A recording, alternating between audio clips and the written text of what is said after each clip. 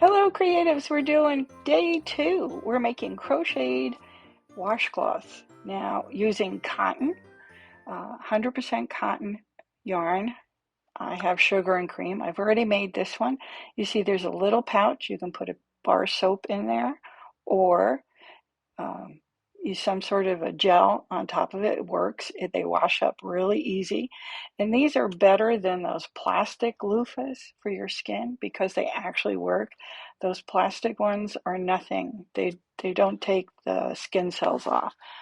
I'm using sugar and cream. You can find different kinds of yarns all over the place. You do you.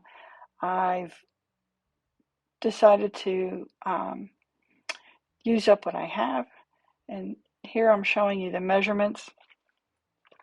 This is so easy and it's a great beginner project in getting to understand and learn about crocheting.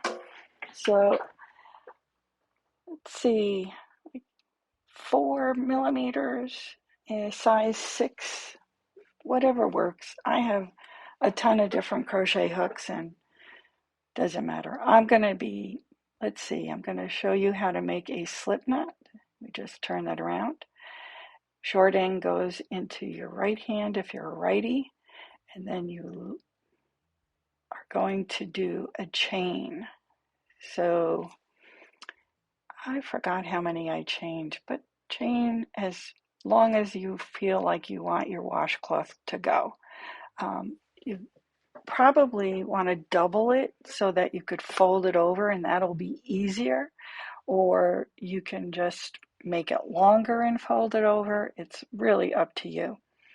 I'm just going to do I think 20.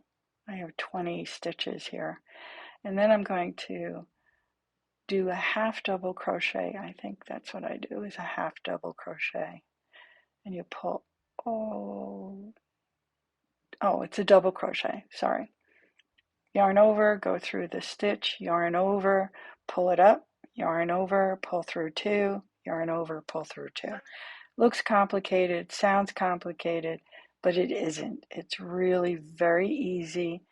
It's a matter of just taking your time, going through the stitch. See, I even think sometimes when you mess up on this, it really doesn't matter. It's just a way of getting yourself used to doing the stitches. So let's start again. Sometimes the yarn is loose. Okay, yarn over, go through the stitch, yarn over, pull up, yarn over, pull through 2, yarn over, pull through 2. And that's it. You do this all the way across, and eventually you'll get to the end. Okay, so at the end of the row, you see I did a single crochet, yarn over, I did my double crochet, and then I go into see that there? There's 2 lines right there, 2 pieces of yarn. That's the difference between going through a single crochet or going through a row. So when you first start off, you're going through the single crochet, it'll only have one little loop. And when you're finally doing your stitches, you're going to end up going through the top 2. And it looks like a little V. You'll see the loop going around. And so I wanted you to see that. And so you could just continue back and forth. At the end of the stitch, I do a single crochet after I finish my double crochet. That locks the stitch for me. You really don't count it as anything. It's something I learned from Bag O' Day Crochet. She's really great at teaching people how to crochet. I already knew how to crochet, but she had tons of very easy patterns, and I'm one for easy. So you get to the end, you go as long as you need to until you can fold it over, and then we're going to lock this in. I have it as big as my hand. To me, that's really all you need. You don't need to have anything more. I'm going to keep one side open, and I'm going to do a locking stitch. So you go through 2, so pulling that stitch through and going through both the front and the back under. Now doing a double crochet, you're just going to be going in between the stitches. It's on this side, well, even the other side too. It's just going through the stitches. Because the stitch is long, you might get 2 stitches in depending upon how big of a hook you used. Occasionally, just to make it even or to make it look nice, you just look at the finishing and it'll show you, and you'd make a decision there. A lot of this is just you do what's working for you and what looks nice. And again, if you're learning, I think this is a good project to do to learn from, because at the end you'll have something and it's usable and you don't have to worry about doing a full-size blanket or a full-size shawl. Although I think eventually you can get to that if you're a new crocheter. It's just really easy. This is something, you could teach your kids to do. Now it's going to go across the bottom and we're just going to lock it up.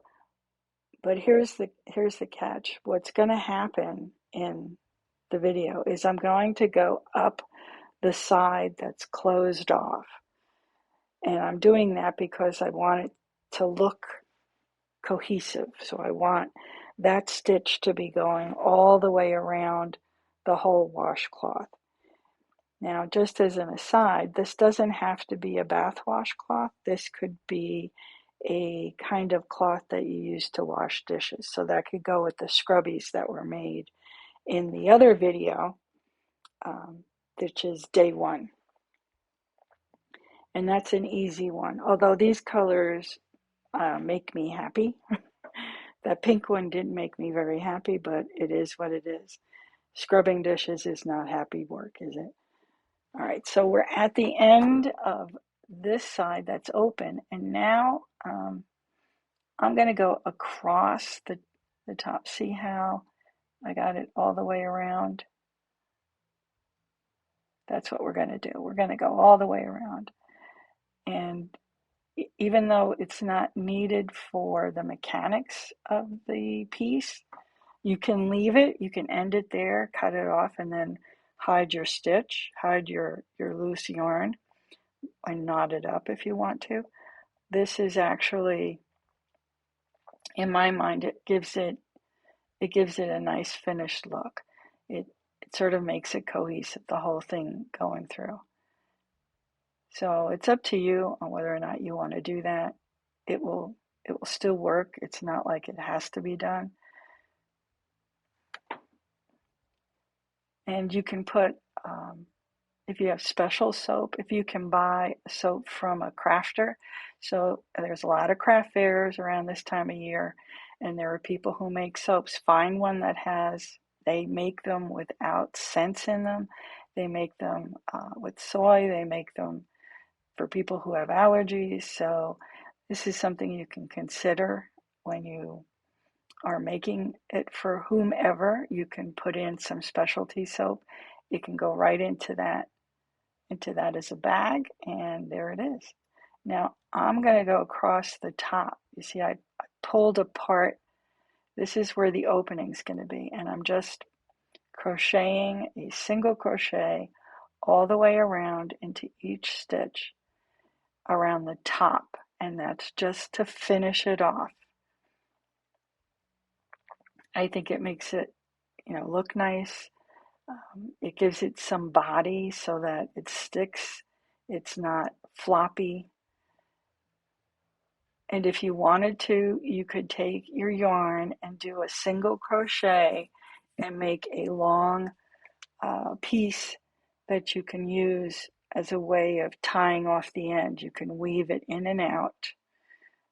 First do your single crochet, maybe about 40 stitches, tie off the ends, knot them up, and then take it and weave it, because this double crochet leaves you a nice little gap where you could weave in something. You could even weave in a ribbon, but a ribbon would just make it look like a bag. So that way you could call it a bath mitt if you just use the same kind of cotton yarn to make the closure.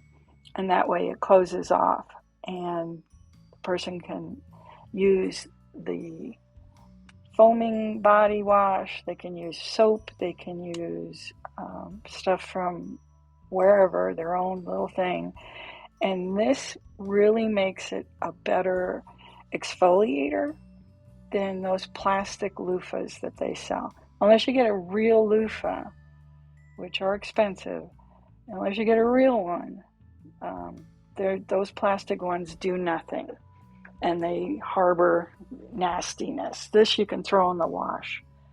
All right, so I have the end done,